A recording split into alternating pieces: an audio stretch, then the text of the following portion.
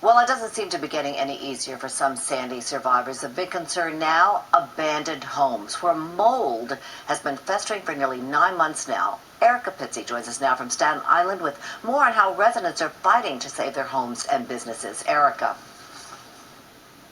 Well, Katie, we have been following one group of residents out here on Staten Island who are really worried about how mold exposure will affect their health long term. Now, the city says there is no health risk in terms of these abandoned homes and the mold that's been festering for all of these months since the storm. But these folks don't buy it, so they took matters into their own hands. They've been keeping track of moldy homes. They've been getting politicians to help fight for them and help them.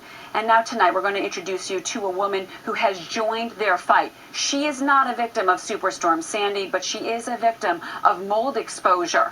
And she says that her story is somewhat of a science fiction movie because mold has ruined her life. People are going to die and no one cares. No one's going to do anything to help anyone, and Staten Island is going to be ruined.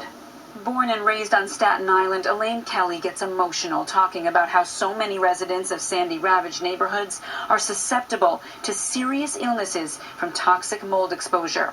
And she would know because she says she's been dealing with debilitating illnesses caused by mold exposure from her apartment building years ago. It started with sinus and fatigue, and then it went to thyroid, then it went attacking my liver, it attacked my hormones. I got arthritis. You don't know what's wrong, and you don't know how to get help, and it's a devastating illness. So when Superstorm Sandy hit, I thought I have to help them because the Board of Health and the city agencies will fail them, and they're all going to get sick, and I don't want them to suffer the way I have. She started an online conversation through a Facebook page dubbed All Things Mold, an environmental discussion group.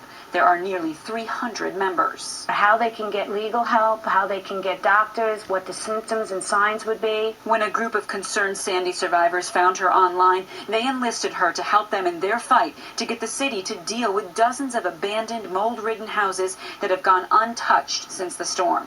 Dee McGrath is one of the worried residents in New Dorp Beach who had pneumonia for the first time in her life earlier this year.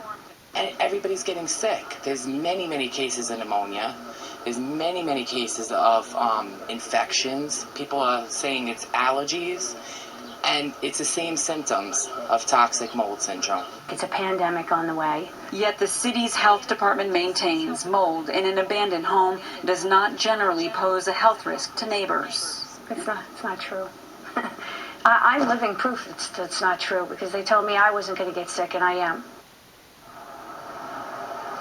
Now, Elaine says that in her case, the city's health department and the DEP said since it did not see mold in her apartment, both agencies, I guess, refused, she says, to test the air quality in her apartment. So she ended up getting that test done independently, and sure enough, she says they found mold somewhere near her home.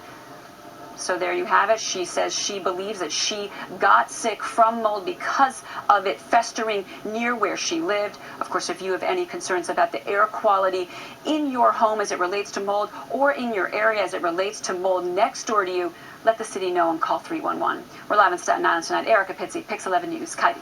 Yeah, it's terrible this is going on for so long. Thank you, Erica.